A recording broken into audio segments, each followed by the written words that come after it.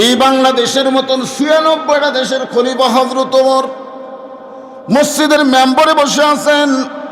এমন সময় ইয়ামিন থেকে কিছু এমপি এসে ওমর ফারুকের সামনে বসে পড়লেন।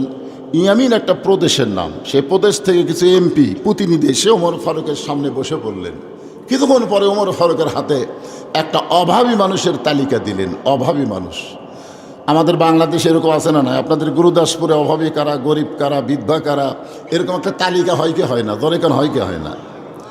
ওমর ফারুক তালিকাখানা হাতে নিয়ে সিরিয়াল খেয়াল করলেন। ১ নম্বর অভাবীর মধ্যে যার নাম দেখলেন তার নাম হলো সাইদ ইবনে আমের। ওমর ফারুক চমকে বললেন, রে প্রতিনিধিরা, তোমরা ১ নম্বরে যে সাইদ ইবনে আমেরের নাম লিখছে এটা কোন সাইদ ইবনে আমের? বলে আমির আল মুমিনিন, বর্তমানে যিনি ইয়ামিনের গভর্নর, বর্তমানে যিনি ইয়ামিনের প্রধানমন্ত্রী, তারই নাম ১ নম্বরে। ওমর ফারুক বললেন, এটা কেমনি সম্ভব? যিনি প্রধানমন্ত্রী হবেন তিনি আবার গরিবের মধ্যে ১ নম্বর? বলে আমরা তদন্ত করে দেখেছি, তার চাইতে গরিব ইয়ামিন দেশে আর কেউ নাই। আপনার বলেন তো যে প্রধানমন্ত্রী ১ নম্বর গরিব, কেমন লাগতেছে? আমাদের সাবেক প্রধানমন্ত্রীর লকারের মধ্যে ৮৩২ ভরি সোনা পাওয়া গেছে। এই জন্য খেপে গেছে ইউনুসের ওপরে। ধরে কোন কথা ঠিক কি না? আমার লকার ইউনুস চলে গেলে, অথচ আমরা সারা জীবন শুনছি তিনি নিজের জন্য কিছু করে নাই, যা কিছু করছেন বাংলাদেশের জন্য। ঠিক কিনা কন? এখন আস্তে আস্তে থলের বিড়াল বের হয়ে যাচ্ছে। আমরা বাংলাদেশে একজনকে পাইছি, তখন আমি খুব ছোট ছিলাম, যিনার নাম হলো শহীদ প্রেসিডেন্ট জিয়াউর রহমান, যিনি বাংলাদেশ থেকে বিদায় নেওয়ার পরে তার সুটকেসের ভিতরে একটা জায়নামাজ আর একটা কোরআন শরীফ ছাড়া তার নামে আজও পর্যন্ত কিছু পাওয়া যায়নি। সুবহানাল্লাহ কন না কেন? হ্যাঁ, এই জন্যে দিন দিন শহীদ প্রেসিডেন্ট জিয়াউর রহমানের সম্মান বাড়তেছে না কমতেছে? ইন্না আকরামাকুম ইনদাল্লাহি আতকাকুম, ওই ব্যক্তি সবচাইতে দামি হয়, সম্মানী হয় যার কলিজার মধ্যে আল্লাহর বেশি ভয়। সে যেখানেই থাকুক না কেন, যদি প্রেসিডেন্ট হয়, প্রধানমন্ত্রী হয়, আর ভয় যদি থাকে আল্লাহর। অভাবী মানুষের কয় নম্বরে আছে? ওমর ফারুক বাইতুল মাল থেকে ইয়েমেনের সমস্ত অভাবীর জন্যে কিছু মাল সম্পদ সেট করলেন, আর প্রধানমন্ত্রীর জন্য আলাদাভাবে ১,০০০ স্বর্ণ মুদ্রা দিয়ে দিলেন। ইয়েমেনের প্রতিনিধিরা গরিবদেরকে তাদের প্রাপ্য বুঝিয়ে দিয়ে প্রধানমন্ত্রী সাইদ ইবনে আমেরের সামনে যখন ১,০০০ স্বর্ণ মুদ্রা দিলেন, সাইদ ইবনে আমের বিষাক্ত সাপ দেখলে যেমন ভয় করে, ওই টাকার থলিয়া দিকে তেমন ভয় করলেন যে এত সম্পদ আমার কাছে কি জন্যে? বলে হযরত ওমর ফারুক আপনাকে হাদিয়া দিছে, কারণ আমরা একটা অভাবী মানুষের তালিকা দিছি, সেখানে আপনি ১ নম্বর। আপনাকে মহব্বত করে ভালোবেসে আপনাকে ১,০০০ টাকা হাদিয়া দিছে। সাইদ ইবনে আমের বললেন, আমাকেই তোমরা ১ নম্বর দেখলে, কিন্তু তোমরা আসলে ১ নম্বরকে ভুলে গেছো। অভাবের ১ নম্বরে আমারে দেখছো, কিন্তু তোমরা ১ নম্বরকে ভুলে গেছো। সমস্ত এমপি প্রতিনিধি বলতেছে, প্রধানমন্ত্রী ও গভর্নর, তাহলে আমাদের জন্য ১ নম্বরকে? সাইদ ইবনে আমের বললেন, তিনি হলেন হযরত আবু বকর। সুবহানাল্লাহ খান না কেন? নবীর সাহাবীদের মধ্যে ১ নম্বরের নাম কি? এটা কি আপনারা না জানা না জানেন? ১ নম্বর হলেন আবু বকর। তিনি যখন মদিনার খলিফা ছিলেন, এক সময় তার বউ তাকে বললেন, আপনার ছেলে আব্দুর রহমান একটু মিষ্টি খাবার চায়। হয়তো আবু বকর বললেন, এই মুহূর্তে মিষ্টি কেনার মতন কোনো পয়সা আমার হাতত নেই। তখন তিনি বাংলাদেশের মতন এরকম ২৪টা দেশের খলিফা ছিলেন। সুবহানাল্লাহ খান না কেন? ১২ লক্ষ বর্গ মাইলের খলিফা। হয়তো আবু বকর বলতেছে যে মিষ্টি কেনার পয়সা আমার হাতত নেই। এখন মা তার সন্তান আব্দুর রহমানকে বলতেছে, তোমার বাবার কাছে বললাম তুমি মিষ্টি খাবে, কিন্তু তোমার বাবার হাতে তো কোনো সম্পদ নাই, টাকা পয়সা নাই। তুমি যদি মিষ্টি খাবার চাও, প্রতিদিন তোমার জন্য যে খাবার বাজেট হয় সেখান থেকে অর্ধেক খাও, আর অর্ধেক মিষ্টি খাবার জন্য জমা করো। শুকনো খুরমা, খেজুর, রুটি, এগুলো যা হয় অর্ধেক খায়, অর্ধেক মিষ্টি খাওয়ার জন্য জমা করে। 7 দিন পরে প্রতিবেশী এক মহিলার কাছে আব্দুর রহমানের মা আবু বকর রাদিয়াল্লাহু আনহু বিবি 1 দিরহামে বিক্রি করছে। কয় দিরহামে?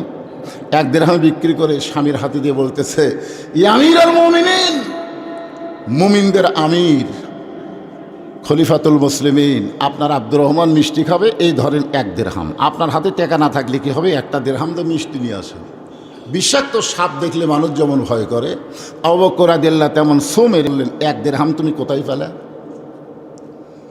বলে আপনার আব্দুর রহমান মিষ্টি খাবার চাই, আজকে 5-7 দিন হলে অর্ধেক খায় অর্ধেক বাঁচায়, সেটা প্রতিবেশী এক মহিলার কাছে বিক্রি করে 1 দিরহাম হয়েছে। এই 1 দিরহামের মিষ্টি কিনে আপনি আমার সন্তানকে খাওয়ান। হয়তো আবু বকর আব্দুর রহমানের হাতটা ধরে যখন নিয়ে যায়, আব্দুর রহমান মনে মনে চিন্তা করে মিষ্টির দোকানে নিয়ে যাচ্ছে, কিন্তু হযরত আবু বকর বাইতুল মালের দরজায় গিয়ে চিৎকার করে বললেন, রে বাইতুল মালের সদস্যরা, প্রতি সপ্তাহে আমার জন্য 10 দিরহামের বাজেট করো, এখন থেকে 9 দিরহামের বাজেট করলেই চলবে, কারণ এই 1 সপ্তাহে 1 দিরহাম আমার বাইসা গেছে। আব্দুর রহমান বলে, বাবা শুধুমাত্র মিষ্টি খাওয়ার জন্য আমি আধা পেটে খাইছি, পুরা পেটে খাই নাই। আবু বকর বলে, আব্দুর রহমান শোনো, বাল তুসিরুনাল হায়াতাদ দুনিয়া ওয়াল আখিরাতু খায়রু ওয়া আবকা।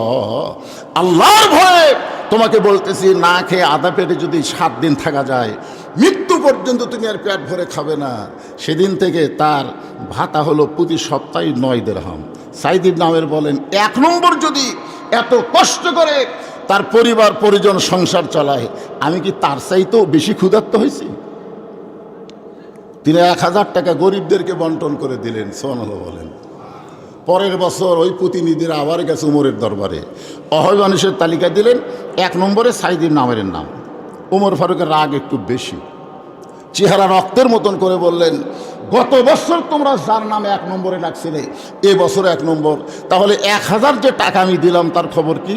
বলে, আপনি দিছেন ঠিকই, নিজের জন্য গ্রহণ করেনি, সব আল্লাহর ভয়ে। ধরে কান কার ভয়ে? আখিরাতকে প্রাধান্য দিয়ে, কারণ দুনিয়া তো কিছুই না।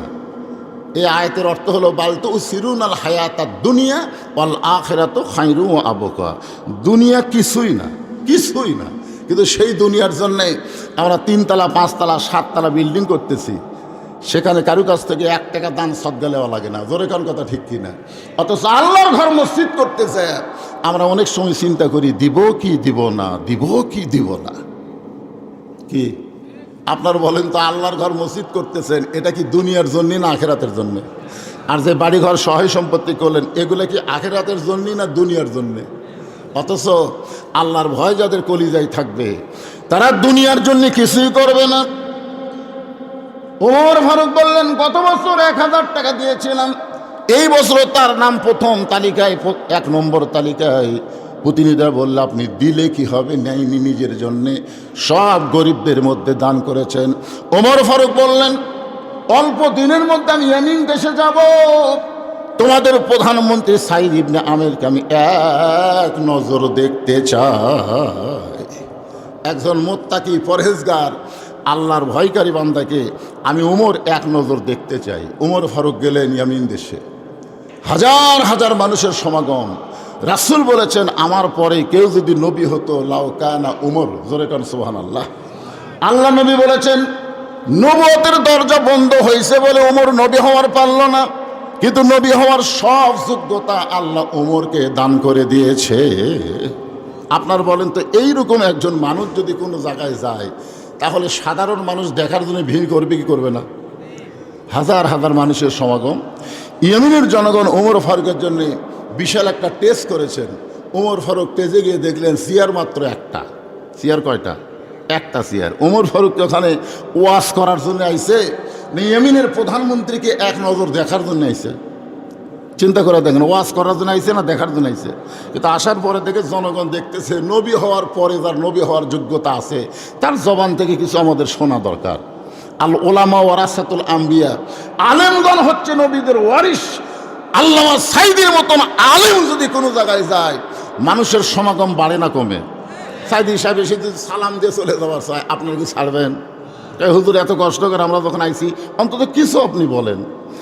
আলেমরা হচ্ছে নবীদের ওয়ারিস, তাকে যদি মানুষ এত মহব্বত করে, আর নবী হওয়ার পরে যে নবী হওয়ার যোগ্যতা রাখে, তাহলে চিন্তা করেন তো তাকে দেখার জন্য মানুষ কত পাগল। হাজার হাজার মানুষ যখন সমাগম হইয়া ওমর ফারুক একজন টেস্ট বানায় সিয়ারেতে কিছু আলোচনা শুনতে চাই, এমন সময় ওমর ফারুক সিয়ারের কাছে দাঁড়িয়ে বললেন, আমি তোমাদেরকে আলোচনা ওয়াজ শোনানোর জন্য আসি নাই। আমি আইসি মদিনা থেকে তোমাদের প্রধানমন্ত্রী সাঈদ ইবনে আমিরকে এক নজর দেখার জন্যে। তোমাদের প্রধানমন্ত্রী সাঈদ ইবনে আমির কোথায়? সঙ্গে সঙ্গে সাঈদ ইবনে আমির হাজার হাজার মানুষের মাঝখান থেকে দাঁড়িয়ে বললেন, ইয়া আমির আল মুমিনিন, আমি জনগণের মাঝে দাঁড়িয়ে আছি। ওমর ফারুক মুচকি মুচকি হাসতেছেন, চোখের পানি পড়তেছেন। হাসার কারণ হলো নেতা তো তারাই যারা জনগণের মাঝে দাঁড়িয়ে থাকে। সুবহানাল্লাহ কন্যা কেন? আর এখনকার যত বড় নেতা হবে জনগণের জন্য তার তত বেশি ভয় হবে। জোরে কোন কথা ঠিক কিনা? নিজেকে সেফ রাখার জন্য পুলিশ রাখবে, র্যাব রাখবে, বহু কিছুই রাখবে। অথচ আল্লাহ কোরআনে বলেন, ইন্নামাল মুমিনুনা আল্লাযীনা ইযা যুকিরাল্লাহু ওয়াজিলাত কুলুবুহুম ওয়া ইযা তুলিয়াত আলাইহিম আয়াতুহু যাদাতুহুম ঈমানাও ওয়া আলা রাব্বিহিম ইয়াতাওয়াক্কালুন। আল্লাহু আকবার। ওমর ফারুক বললেন, সাঈদ ইবনে আমির, আমি মদিনা থেকে ইয়ামিন দেশে আইছি তোমাকে দেখার জন্যে। আর তুমি যখন জনগণের মাঝখানে দাঁড়িয়ে আসো, চলে আসো প্যান্ডেলে, মঞ্চে চলে আসো। বলার সঙ্গে সঙ্গে সাঈদ ইবনে আমির হযরত ওমরের আহ্বানে চলে আসতেছে। কারণ আল্লাহ কোরআনে বলেছেন, আতিউল্লাহ ওয়া আতিউর রাসূল ওয়া উলিল আমরি মিনকুম। আল্লাহর আনুগত্য করো, নবীকে অনুসরণ করো, তোমাদের আমিরকে তোমরা মানো। এ কথা কার? ওমর ফারুক যখন ডাকছেন, সাঈদ ইবনে আমির চলে আসতেছেন। এমন সময় ইয়ামিনের জনগণ বলতেছে, আমির আল মুমিনিন, আপনি যাকে মহব্বত করে নিজের কাছে ডাকতেছেন তার বিরুদ্ধে আমাদের 4টা অভিযোগ আছে। যেই বলছে তার বিরুদ্ধে আমাদের 4টা অভিযোগ আছে, ওমর ফারুক মুচকি মুচকি হাসতেছে। কারণ ভালো মানুষের বিরুদ্ধে অভিযোগ, এটা কেমন কথা? আজকে আমাদের বাংলাদেশে বলেন তো, চোর ডাকাতের বিরুদ্ধে অভিযোগ আছে না ভালো মানুষের বিরুদ্ধে আছে? আপনি যত ভালো হবেন দেখবেন আপনার বিরুদ্ধে অন্যায়কারীরা তত বেশি অভিযোগ দায়ের করবে। জোরে কোন কথা ঠিক কিনা? খারাপের বিরুদ্ধে কোনো অভিযোগ নেই, ভালো মানুষের বিরুদ্ধে। ওমর ফারুক চিন্তা করতেছেন, অভিযোগগুলো হয়তো এরকম হতে পারে। এক লোক এসে ইমামের কাছে অভিযোগ করতেছে, হুজুর, এই লোকটা প্রত্যেক দিন ফজরের নামাজের সময় আমার জানলার কাছে ডাকে, এই নামাজের সময় হয়ে গেছে, তুই মসজিদে যাবি না? প্রত্যেক দিন ফজরের সময় আমার জানলার কাছে ডাকে। এর ডাক শুনে আমি রাগ করে নামাজ পড়তে আসি। তার বিরুদ্ধে আমার অভিযোগ আছে। আপনার বলেন তো, যার বিরুদ্ধে অভিযোগ দিল সে কি কামটা খারাপ করছে না ভালো করছে? এখন জামাই শাশুড়ির কাছে অভিযোগ দিয়েছে, আম্মা, আমার শ্বশুর যে কি এই চাঁচকর বাজারে চাষ টলে ধরে আমাকে জোর করে চা খাওয়াছে, আমি খামোই না, তারপর আমার জোর করে খাওয়াছে। আমার শ্বশুরের বিরুদ্ধে আপনার কাছে অভিযোগ দিলাম। আপনার বলেন তো এই অভিযোগ কি? শাশুড়ি মনে মনে কয়, কে রে, জামাই কি পাগলা হলো নাকি? শ্বশুর তো জামাই জোর করে চা খাওয়াবে, এইটার বিরুদ্ধে ওর অভিযোগ দিয়েছে। সাঈদ ইবনে আমির বললেন, রে ইয়ামিনের জনগণেরা, আমি যাকে মদিনা থেকে এক নজর দেখার জন্য আইছি, এমনি এমনি আসি নাই। তার কিছু কথা এমপি প্রতিনিধির মুখে শুনে আমি তাকে মহব্বত করে দেখার জন্য আইছি। আর তোমরা তার বিরুদ্ধে 4টা অভিযোগ করতেছ, তোমাদের অভিযোগগুলো কি কি? এমন সময় ইয়ামিনের জনগণ বলতেছে, আমাদের প্রধানমন্ত্রী সাঈদ ইবনে আমিরের বিরুদ্ধে 1 নম্বর অভিযোগ হলো প্রতিদিন কার্যালয়ে দেরি করে আসে। কার্যালয়ে প্রতিদিন আসে ঠিকই, কিন্তু দেরি করে আসে। তার বিরুদ্ধে আমাদের 2 নম্বর অভিযোগ হলো হঠাৎ একদিন কার্যালয়ে আসি না। 3 নম্বর অভিযোগ হলো কার্যালয়ে কাজ করতে করতে বেহুশ হয়ে পড়ে যায়। তার বিরুদ্ধে আমাদের 4 নম্বর অভিযোগ হলো রাত্রেবেলা আমরা শত বিপদে যতই ডাকাডাকি করি, কিন্তু আমাদের ডাকে আমাদের প্রধানমন্ত্রী কোনোদিন ঘরের দরজা খোলে না। উমর ফারুক বললেন, তোমরা যে 4টা অভিযোগ করলে, এই অভিযোগ তোমরা করলেই আমি গ্রহণ করব না, আগে অভিযোগগুলো তদন্ত করে আমাকে গ্রহণ করা লাগবে। জোরে কোন কথা ঠিক কিনা? আমাদের বাংলাদেশে হাসিনার সময় 118 জন আলেমের বিরুদ্ধে অভিযোগ করছিল। আমার নাম ছিল 18 নম্বরে। কয় নম্বরে? মানে 118 জন আলেমের তালিকা করছিল না, তার তালিকা করে তুরিন আফরোজ আর ওই যে কালামানিক, জোরে কোন কি মানিক? কালামানিকের অবস্থা তো আপনারা জানেনি, এখন বর্তমানে ম্যানকার সিফায় আছে। তো তার মধ্যে আমার নাম ছিল 18 নম্বরে। আমাদের বিরুদ্ধে একটা অভিযোগ করছিল, কিন্তু সেই সময় হাসিনার সরকার তদন্ত করা ছাড়াই আমাকে গ্রেপ্তার করার জন্যে প্রত্যেকটা থানায় অর্ডার দিয়ে দিল। আচ্ছা, অভিযোগ করতেই পারে না? তদন্ত করার দরকার আছে না নাই? তদন্ত করতে হবে। ইন্নাল্লাহা ইয়ামুরুকুম আন তুআদ্দুল আমানাতি ইলা আহলিহা ওয়া ইযা হাকামতুম বাইনান নাস আন তাহকুমু বিল আদল। জোরে বলেন আল্লাহু আকবার। ওমর ফারুক বললেন, রে সাইদিব নামের, মদিনা থেকে বড় মহব্বত নিয়ে তোমাকে এক নজর দেখার জন্য আইছি। তোমার বিরুদ্ধে জনগণ অভিযোগ করবে, এইটা আমার কল্পনার মধ্যেই ছিল না। কিন্তু এখন যে জনগণ তোমার বিরুদ্ধে 4টা অভিযোগ করলো, তুমি যদি বলো অভিযোগগুলো মিথ্যা, তাহলে এখনো পর্যন্ত তোমার উপর যে ভালোবাসা আছে, আমি জনগণের অভিযোগকে উইথড্র করে তোমাকে আমার বুকের মাঝে নিবার চাই। এরা যতই অভিযোগ করুক, তুমি যদি শুধু বলো অভিযোগগুলো মিথ্যা, কারণ এখন পর্যন্ত যে মহব্বত, যে ভালোবাসা আমার অন্তরে আছে। সাইদ ইবনে আমের বলে, আমির আল মুমিনিন, আপনি যদি মূল বিচারক হতেন তাহলে আমি বলতাম অভিযোগগুলো মিথ্যা। কিন্তু আমি জানি আপনি মূল বিচারক না, মূল বিচারক হলেন আমার আল্লাহ। আপনারা বলেন তো, বাংলাদেশে যেগুলো বিচার করে এগুলাই কি মূল বিচারক? এগুলা কিন্তু মূল বিচারক না। মূল বিচারকের কথায় আমাদের খেয়াল থাকে না। আল্লাহ কোরআনে বলেন, আলাইসাল্লাহু বিআহকামিল হাকিমিন। আল্লাহু আকবার। আল্লাহর কোরআন তেলাওয়াত শুনলে আপনাদের মন খুশি হয় না কষ্ট পায়? তো খুশি হওয়ার লক্ষণ হচ্ছে আল্লাহু আকবার, তাকবীর দেওয়া। যত জোরে তাকবীর দেবেন শয়তান তত দূরে পালায়ে যাবে।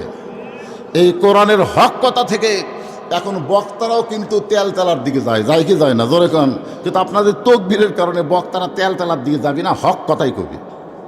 যেই মাহফিলে তাকবীর আল্লাহু আকবার যত কম হয়, তখন বক্তা বোঝে এরা তাকবীরের দল লয়।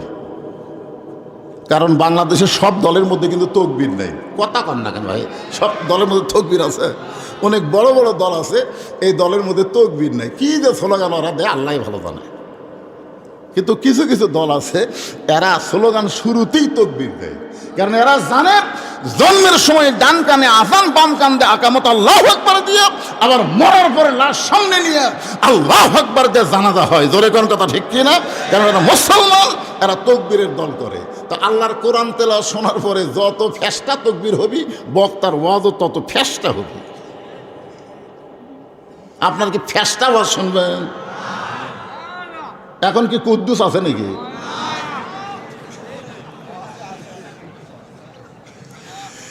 লিল্লাহে তাকবীর। এখানে কোনো দলের ওয়াজ করা হবে না, এখানে ওয়াজ করা হবে আল্লাহর দল। জোরে বলেন, কার দল? যতক্ষণ আপনারা কোরআনের মাহফিলে থাকবেন ততক্ষণ কোনো দলাদলি করা যাবে না। মসজিদ যে বানাচ্ছেন, মসজিদের উন্নতি করবে মাহফিল। মসজিদের গুরুত্ব কি? মসজিদের গুরুত্ব হলো 20 দল 14 দল ভাঙ্গা এক কাতার হওয়া।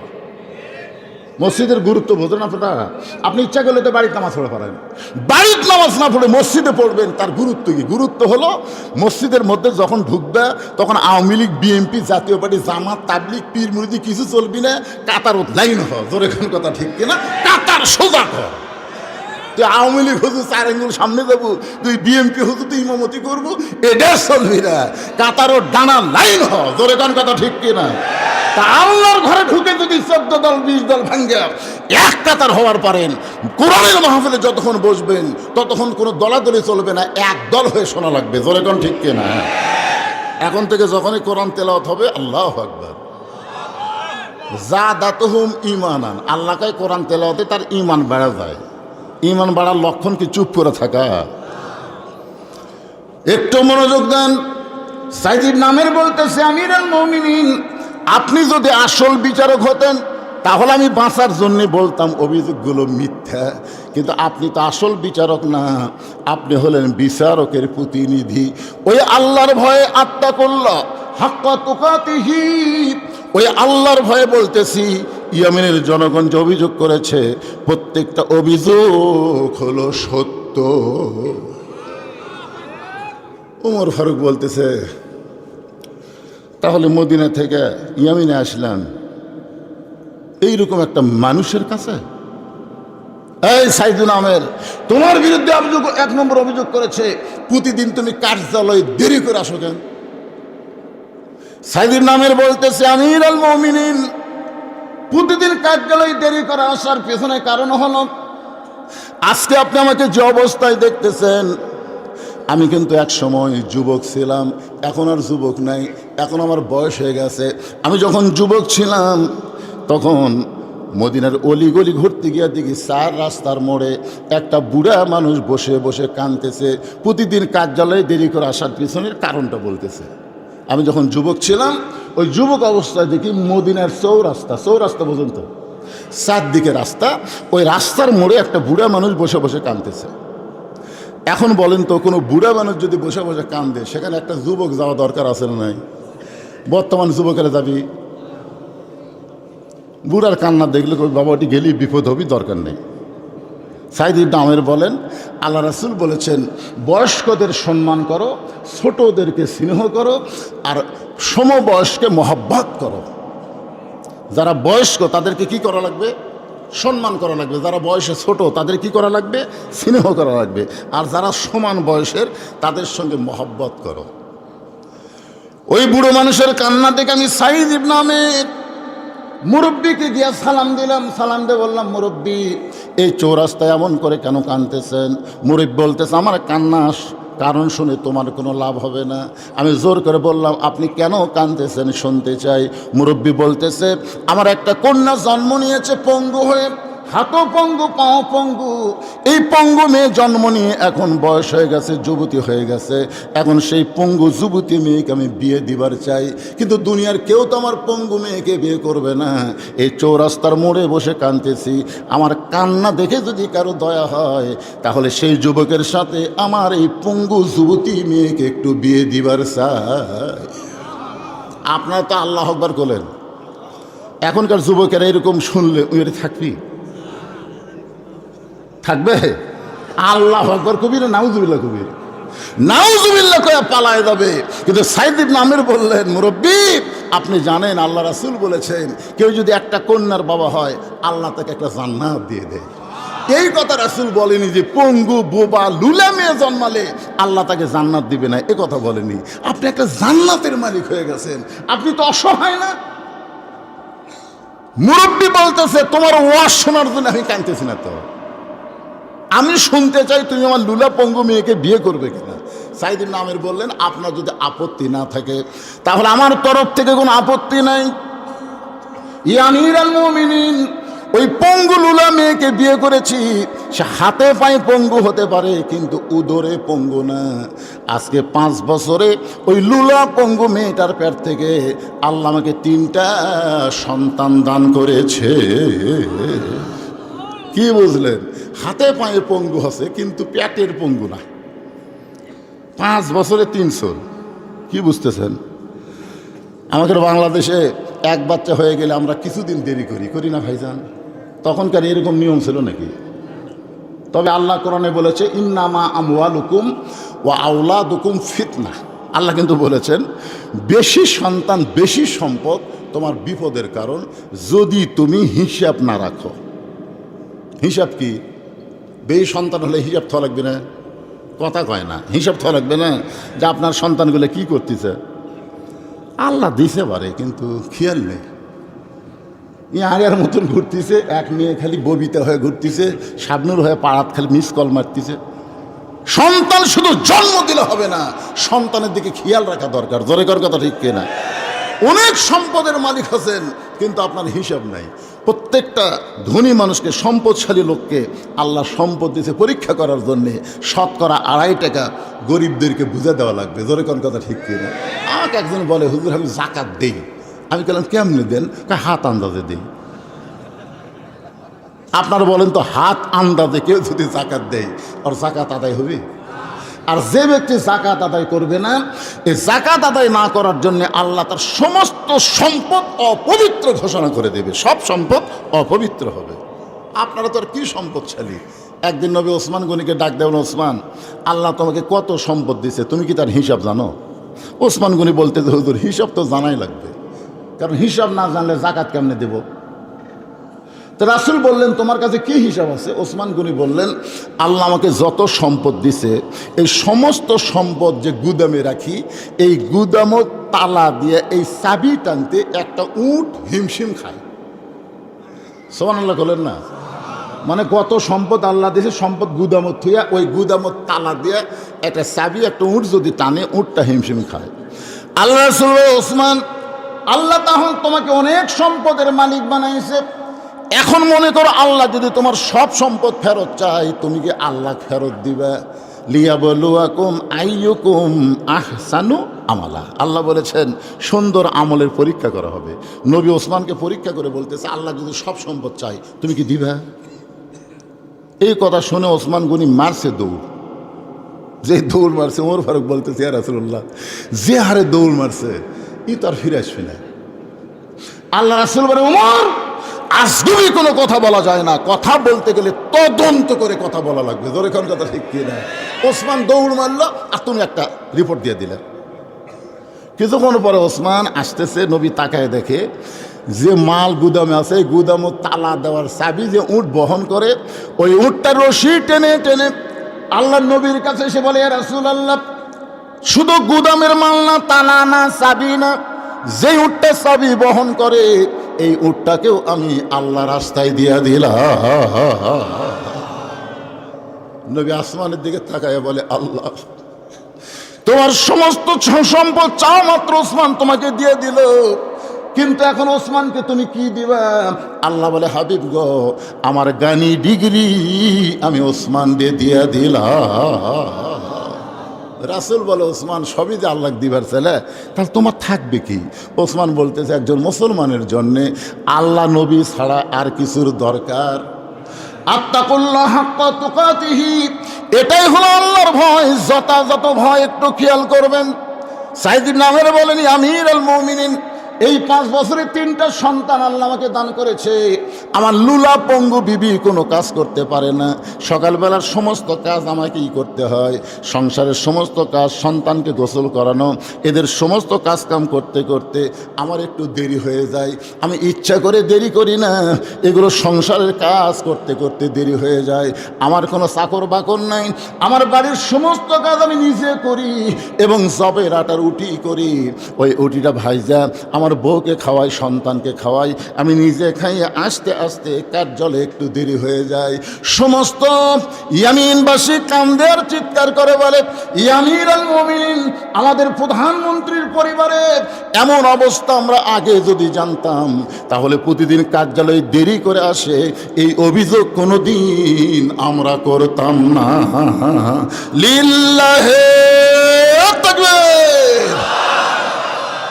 ওমর ফারুক বলতেন সাইদ ইবনে আমের, যারাই তোমার বিরুদ্ধে 1 নম্বর অভিযোগ করেছে তারাই আবার 1 নম্বর উইথড্র করে নিচ্ছে। তারাই, আমি কিছু বলার আগে তারাই বলতেছে যদি আমরা আগে জানতাম তার পরিবারের এইরকম অবস্থা তাহলে আমরা কার্যালয়ে দেরি করে আসে, এই অভিযোগ আমরা করতাম না।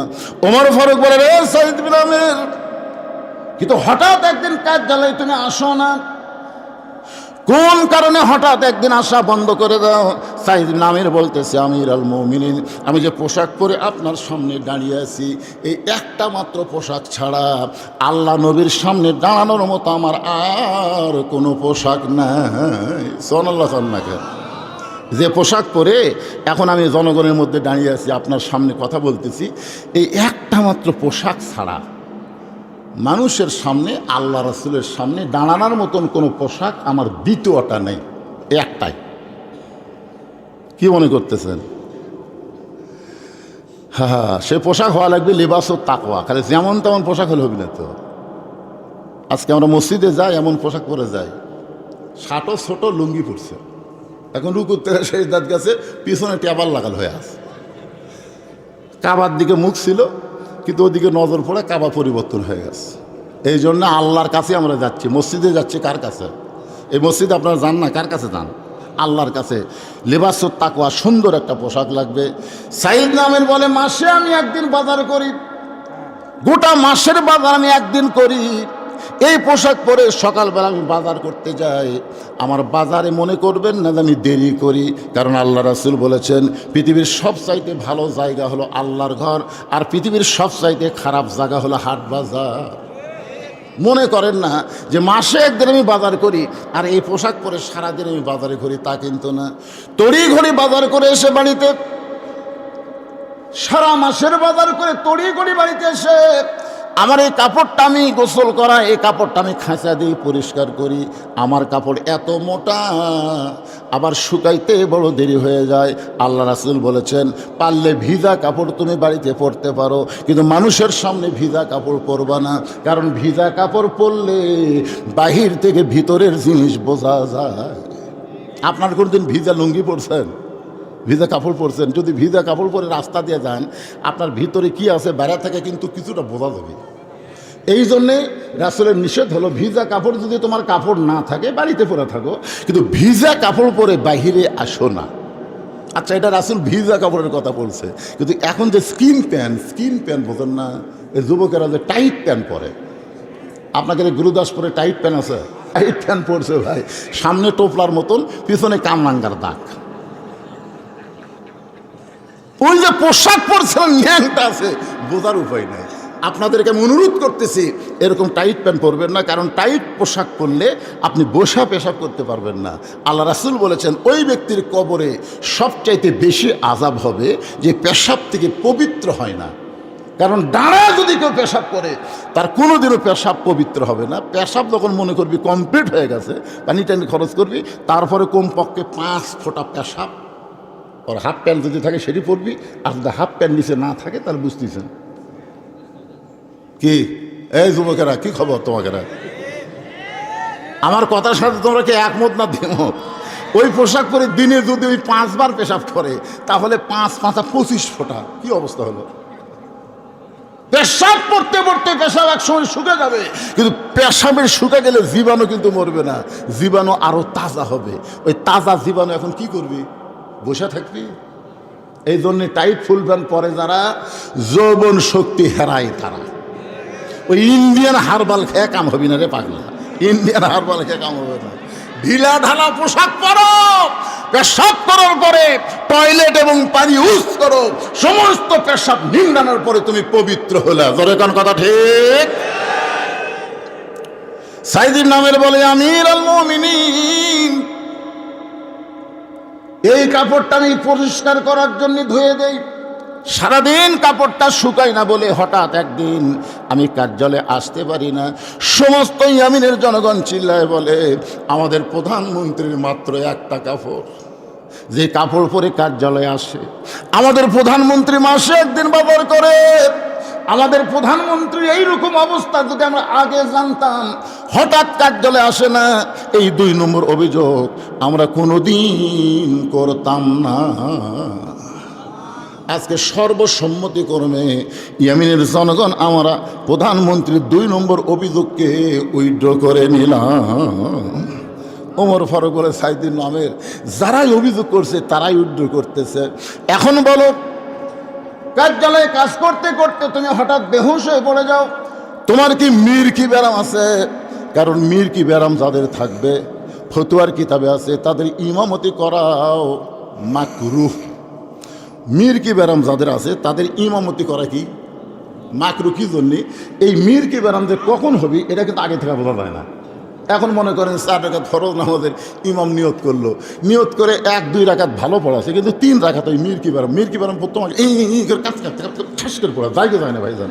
তো এইরকম মির্কি ব্যারাম যাদের আছে তাদের ইমামতি করা হলো মাকরুহ। যদি নামাজের সময় মির্কি ব্যারাম ওঠে, মুসল্লি তো নামাজ পড়বি না, ভয় মারবি দৌড়। জোরে কোন কথা ঠিক? হাসেন না, কারণ ইমামতি এটা কিন্তু শুধুমাত্র মসজিদের ইমামতি না। কোরআন দিয়ে যখন রাষ্ট্র চলবে, ইমাম শুধু মসজিদের হবে না, সমাজেরও নেতা হওয়া লাগবে। ধরে কোন কথা ঠিক? আপনারা কি মনে করতেন সাইদ ইবনে আমির খালি ইয়ামিনের গভর্নর? ইয়ামিন দেশের সবচাইতে বড় মসজিদের তিনি আবার ইমাম। আল্লাহর কোরআন দিয়ে যখন রাষ্ট্র চলবে, তখন শুধু নেতৃত্ব দিলে হবে না, প্রত্যেকটা নেতাকে ওই এলাকার বড় মসজিদের ইমাম হওয়া লাগবে। জোরে কান, কি হওয়া লাগবে? কারণ ইমামতির মধ্যে দিয়ে নেতৃত্ব শেখা যায়। মসজিদের ইমাম যদি 4 রাকাত নামাজের 3 রাকাতে বসে, মনে করেন 4 রাকাত নামাজ আসরের 3 রাকাত বসে গেছে, ইমাম যতই টাইটেল হোক দাওরা হোক, ভ্যানালা মুসল্লি খাতি করবে? ভ্যানালা মুসল্লি যদি মনে করে আমাকে হুজুর টাইটেল পাস বারে, দাওরা পাস, এতদিন 4 রাকাত পড়াছে, আজকে 3 রাকাত বসিছে, আলহামদুলিল্লাহ, এ কথা কবি? ভ্যানালা পর্যন্ত খেপে যাবি যে 1 মাস হলে লোক না দিবার পারিনি, আজকে তখন সুযোগ পাচ্ছি মারিয়ে দিই। আল্লাহু আকবার। সেই কছে ইমাম মনে মনে কয় ভ্যানালা তুই যতই লোক মাদে 41 সালের আগে আমি আর উঠতেছি না। এই মনে করে যদি ইমাম বসাই থাকে, আপনার বলেন তো সমস্ত মুসল্লি ইমামের পক্ষে যাবি না ভ্যানালার পক্ষে যাবি? কারণ ওখান থেকে নেতৃত্ব শেখা হয়। নেতা তুমি তোমার ইচ্ছা মতো নেতৃত্ব দেবার পারবো না, আল্লাহর হুকুম নবীর তরিকা মোতাবেক নেতাগিরি করা লাগবে। জোরে কোন কথা ঠিক কিনা? ইমাম মানে কি?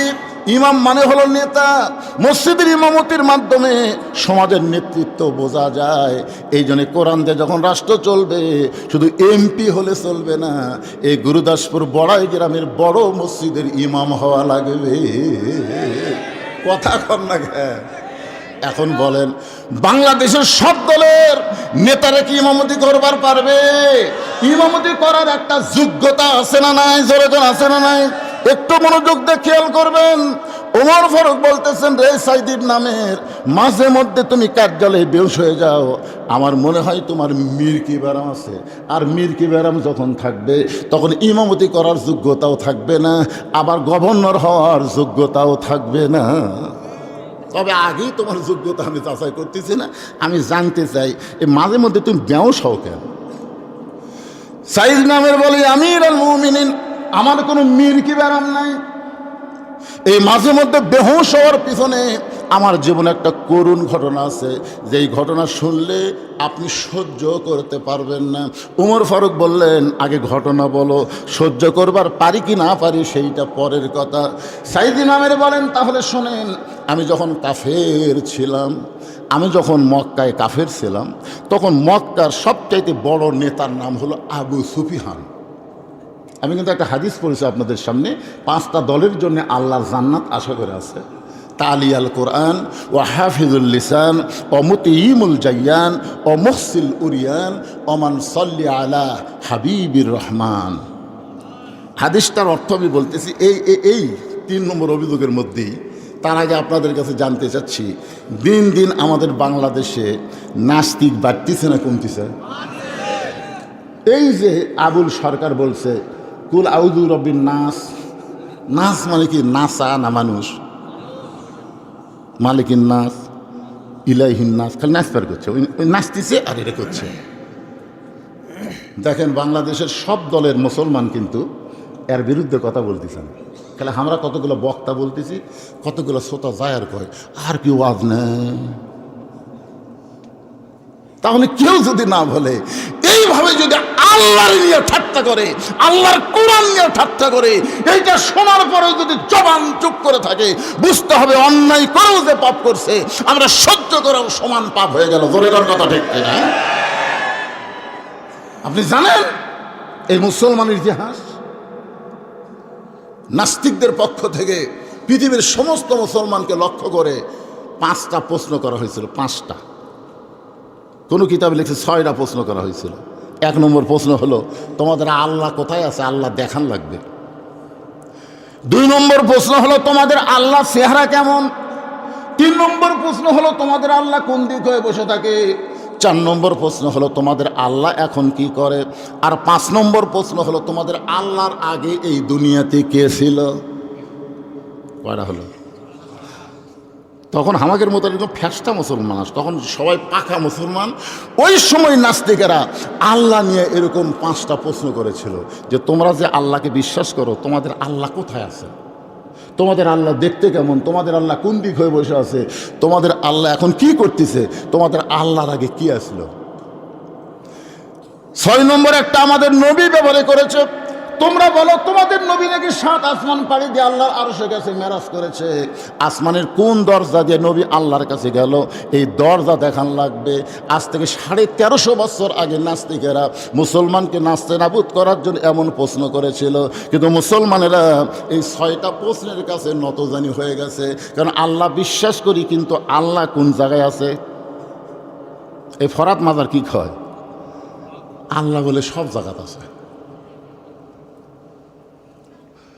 একজন বাউল সেদিন করেছে যতগুলা কাল্লা ততগুলা আল্লাহ। আপনার শোনেনি? ফেসবুকে দিয়েছে যতগুলা কাল্লা ততগুলা আল্লাহ। এইরকম আশেপাশে কথা যদি বলতেই থাকে আর আপনার যদি কিছুই না বলেন, কিছুদিন পরে আল্লাহ নিয়ে সব সন্দেহ করবি কে রে? 1350 বছর আগে আল্লাহ ব্যাপারে 5টা প্রশ্ন, নবী ব্যাপারে 1টা প্রশ্ন করেছে। সমস্ত মুসলমান এই 6টা প্রশ্নের কাছে নত জানে যখন হয়ে গেছে, এমন সময় 13 বছরের 6 মাস বয়সের একটা কিশোর কোরআনের হাফেজ, 13 বছর 6 মাস বয়সের একটা কিশোর 30 পারা কোরআনের হাফেজ আল্লাহর কোরআন থেকে এই 6টা প্রশ্নের উত্তর দিয়া দিছে। আপনারা বলেন সেই কোরআন এখন আমাদের কাছে আছে না নাই? তাহলে আবুল সরকারের প্রশ্নের উত্তর আছে না নাই? নাস্তিকদের প্রশ্নের উত্তর আছে না নাই? 13 বছর 6 মাস বয়সের কোরআনের হাফেজ কিভাবে উত্তর দিল, আজকেই তালিয়াল কোরআনের হাদিস দিয়ে আমি আপনাদেরকে শোনাবার চাই। আপনারা কি বিরক্ত হচ্ছেন ভাই? আগেকার মতন গুরুদাস করে ঘর ঘর আমার ওয়াজ নাই। আগে কিন্তু ই পাড়া ও পাড়া ও পাড়া সব পাড়ায় ওয়াজ করছি, করিনি? কিন্তু এখন তো সেটা হচ্ছে না। একটু কষ্ট করেই যদি বসেছেন, পিছিয়ে করছি একবার, তারপরে তো 10 বছর আসতে পারিনি। 11 সালে আসছি, না কতক্ষণ সেটা পরে 11 সালে আসছি, আজকে আবার আইসি 25 সালে। আগামী বছর বাঁচার কোনো গ্যারান্টি নেই। জি ওয়াজ শুনবি নাকি? আগে থেকে শোনে আর। এখন 3 নম্বর অভিযোগটা খেয়াল করবেন। সাইদ ইবনে আমির বলতেছে, আমির আল মুমিনিন, আমি যখন কাফের ছিলাম, জোরে কান কি ছিলাম, ওই সময় মক্কার সবচাইতে বড় নেতা হলো আবু সুফিয়ান। আবু সুফিয়ান বলতেছে, রে মক্কার যুবকেরা, মুসলমানের নবী মক্কা ছেড়ে মদিনায় চলে গেছে। মুসলমানের নবী মক্কা ছেড়ে মদিনায় চলে গেছে, কিন্তু মদিনায় যাওয়ার পরে কিন্তু বসে নাই, মদিনাকে রাষ্ট্র ঘোষণা করেছে। বদরের যুদ্ধে আমাদের নেতা আবু জেহেলকে হত্যা করেছে। আবু জেহেল মরার পরে কাফেরদের সবচাইতে বড় নেতার নাম কি? আবু সুফিয়ান। আবু সুফিয়ান বলে, রে যুবকের, সাইদ ইবনে আমির বলতেছে, আমিও সেই যুবকদের মধ্যে ছিলাম। আমাদেরকে ডাকে বলতেছে মুসলমানদেরকে পরাজিত করতে হবে। তো যুবকেরা বললো, আমরা কীভাবে পরাজিত করব? বলে মুসলমানের কাছে একটা কোরআন শরীফ আছে। জরিগণ কি আছে? খুব খেয়াল করেন, এই কোরআন শরীফ অনুযায়ী মুসলমান যতদিন চলবে মুসলমানদের পরাজিত করা যাবে না। মুসলমানদের পরাজয় করতে গেলে মুসলমানের কাছ থেকে কোরআনকে হরণ করা লাগবে। কোরআনকে হরণ করা লাগবে। আগডুম বাগডুম ঘোরাডুম সাজে ঢাকঢোল ঝাঁঝর বাজে, এই মিথ্যা শিক্ষার গুরুত্ব বাড়াতে হবে। জালিকাল কিতাবুল আরাইবে হুদাল লিল মুত্তাকিন, এই সত্য শিক্ষার গুরুত্ব কমে দেওয়া লাগবে। বর্তমানে বাংলাদেশে কোনটার দাম বেশি? কি মনে করতেছেন?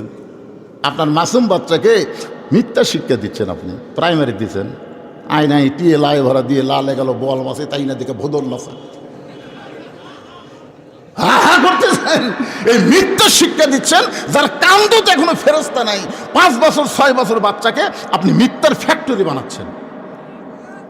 অথচ আল্লাহর নবী বলেছেন, খায়রুকুম মান তাআল্লামাল কোরআন ওয়া আল্লামাহু, ওই ব্যক্তির চাইতে দামি সম্মানী কোনো ব্যক্তি নাই যেই ব্যক্তি আল্লাহর কোরআন পড়েছে এবং অপরকে কোরআনের শিক্ষা দেয়। সাইদ ইবনে আমির বলতেছে, আমি যুবকদের সঙ্গে চিন্তা করতেছি আমাদের নেতা কি বলে। আবু সুফিয়ান বলতেছে, তোমাদেরকে মুসলমান সাজায় তোমাদেরকে মদিনায় যাওয়া লাগবে। সাইদ ইবনে আমির কিন্তু কাফের হলো একটু ভালো। তাই আমির আল মুমিনিন, আমি তখন যুবকদের মধ্যে নেতার বক্তব্য শুনতেছি। নেতা বলতেছে, তোমাদেরকে মুসলমান সাজায় মদিনার যাওয়া লাগবে, মদিনার যায় তোমাদেরকে অভিনয় করা লাগবে যে আমরা মুসলমান অসংখ্য মক্কায় আছি, কিন্তু আল্লাহর কোরআন শিক্ষা দেওয়ার মতন কোনো হাফেজ মক্কাত নাই। ইয়া রাসূলুল্লাহ, আপনি যদি দয়া করে কোরআনের হাফেজ আমাদেরকে দেন, আমরা সসম্মানে তাদেরকে মক্কায় নিয়ে যাব এবং তাদের কাছে আল্লাহর কোরআন শিখব। আবু সুফিয়ান বলতেছে, এইভাবে কোরআনের হাফেজকে তোমরা দাওয়াত দিয়ে মক্কাত নিয়ে এসে হত্যা করো, তাহলেই দুনিয়াতে আর কোরআন থাকবে না। কোরআন না থাকলে মুসলমান সামনে চলার পথও পাবে না। সাইয়েদনা আমের বলে এমন একটা চক্রান্ত করলো, অনেক যুবক তখন মুসলমান সাজা মক্কা থেকে মদিনায় গেল। আল্লাহ নবীর কাছে বললেন, ইয়া রাসূলুল্লাহ, আপনি হিজরত করে মদিনায় চলে আইছেন, কিন্তু আপনি আসার পরে অসংখ্য মুসলমান মক্কায় আছে, তারা আল্লাহর কোরআন শিক্ষা করতে চায়, কিন্তু মক্কায় আল্লাহর কোরআন শিক্ষা দেওয়ার মতন কোনো কোরআনের হাফেজ নাই। আপনি যদি দয়া করে কোরআনের হাফেজকে আমাদেরকে দেন, আমরা সসম্মানে মক্কায় নিয়ে যাব, তাদের কাছে আল্লাহর কোরআনের শিক্ষা গ্রহণ করব। সঙ্গে সঙ্গে আল্লাহ নবী বললেন, মারহাবা, অসংখ্য মুসলমান মক্কায় আছে, এটা তো আমি জানতাম না। এখন তোমরা যখন বলতেছ তোমাদেরকে আল্লাহর কোরআন শিক্ষা দেওয়ার জন্য আমি 10 জন হাফেজকে দিয়ে দিলাম। এখান থেকে প্রমাণ হয়ে গেল আমাদের নবী গায়েব।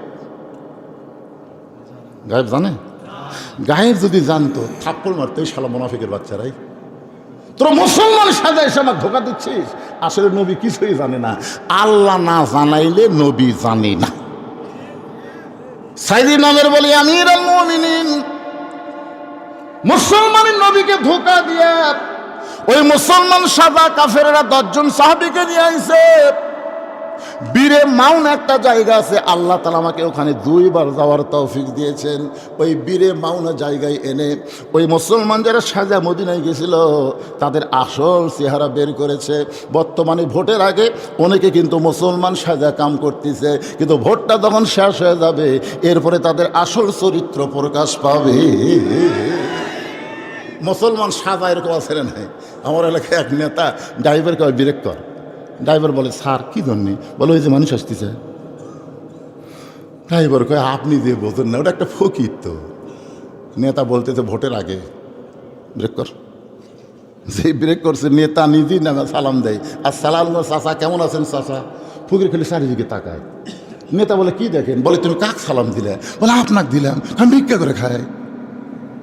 নেতা বলতেছে ভোটের আগে আপনিও তো হামু তাই। কি নেতা রে, গাড়ির থেকে নামে ফকিরকে সালাম দেয়। ও যখন নেতা হয়ে যাবে তখন কিন্তু ওর সাইন্সের অত্যাচারে একটা ভোটারও ওর সাইজে যাওয়ার পারবি না। ধরে কোন কথা ঠিক কথা কন না কেন হয়ে যাবে? মুসলমান সাজা আমাদের বাংলাদেশে এরকম মুসলমান সাজা আছে না নাই? সাথে সাথে বীরে মাওনা পাহাড় এলাকায় ওদের আসল চেহারা প্রকাশ করে বলতেছে, আমরা কিন্তু মুসলমান না, তোমাদের নবীকে ধোকা দিয়া আমরা তোমাদেরকে মক্কার এরিয়ার মধ্যে নিয়ে আসলাম, এখন তোমাদেরকে হত্যা করা হবে। সাইয়েদনা আমের বলে, আমিরুল মুমিনিন ওই এলাকায় 9 জন কোরআনের হাফেজকে তারা হত্যা করে, কিন্তু একজন হাফেজ অত্যন্ত পাহাড় গতিপথ সে বইতে পারে। পাহাড় বইতে বইতে পাহাড়ের চূড়ায় চলে যায়। ওই হাফেজের নাম হলো খুয়াইব ইবনে আদি। 9 জনকে তারা ওখানে হত্যা করে, কিন্তু একজন কোরআনের হাফেজ পাহাড়ের চূড়ায় যখন যায়, এমন সময় কাফেররা নেতাকে বলতেছে, নেতা 9 জনকে হত্যা করেছি, কিন্তু একজন তো পাহাড়ের চূড়ায়, ওরে কি করব? বলে, হত্যা করিস না, ওই কোরআন হাফেজের সঙ্গে আমরা একটু খেলা করবার চাই। সাইয়েদনা আমের বলেন, ওই খুয়াইব বিন আদিকে মক্কায় নিয়ে আসা হলো। হাজার হাজার মানুষের সমাগম, বিশাল একটা টেস্ট করা হয়েছে। ওই টেজের উপরে কোরআনের হাফেজ খুয়াইব বিন আদিকে চোখ বাঁধা অবস্থায়, হাত বাঁধা অবস্থায় উঠানো হলো। এমন সময় কাফেরের নেতা আবু সুফিয়ান বলতেছে, রে খুয়াইব বিন আদি, তোমার সঙ্গে আরো 9 জন ছিল, আমরা সেই 9 জনকে হত্যা করেছি, এখন তোমাকেও হত্যা করব, কিন্তু নিয়ত করেছি তোমাকে হত্যা আমরা করব না। একটা বারের জন্য যদি বলো আল্লাহ রাসূল মানি না, তাহলে তোমার চোখের বাঁধন খুলে দিব, হাতের বাঁধন খুলে দিব, তোমাকে আমরা মুক্ত করে দিব। সাইয়েদনা আমের বলে, আমিরুল মুমিনিন আমি মনে করেছিলাম 9 জন সাথীকে যারা হত্যা করেছে, এখন তাকেও হত্যা করার আগে এরকম একটা প্রস্তাব দিল, আমার কাছে মনে হচ্ছিল জীবন বাঁচানো ফরজ। কিন্তু মুসলমান আবু সুফিয়ানের মুখে থুতু দিয়ে বলতেছে, রে নেতা, তুমি বলতেছো আল্লাহ রাসূলকে বাদ দেওয়া লাগবে, যারা প্রকৃত মুসলমান হবে তাদের কাছে জীবনের চাইতে ঈমানের গুরুত্ব অনেক বেশি। আমার সামনে বসে যারা ওয়াজ শুনতেছেন, আপনাদের কাছে জীবনের গুরুত্ব বেশি না ঈমানের গুরুত্ব বেশি? 500 টাকা 1000 টাকার বিনিময়ে একটা ভোট বিক্রি করবেন। 1000 টাকা দিবি, আমার ভোট আপনাকে দিব। আপনি কিন্তু ঈমানের দাম কত ভাই, 1000 টাকার কাছেই বোঝা যাবে। এ জবান খোলো, লড়াছড়া কে করে? এই ডানে আছে গে, তোর দাঁড়িয়ে আছে কি জন্য বাবা? বস বস বস। না না, দুই একজনে যে কি ব্যারাম ধরছে, এ লড়াফড়া করেন কে মুরব্বী?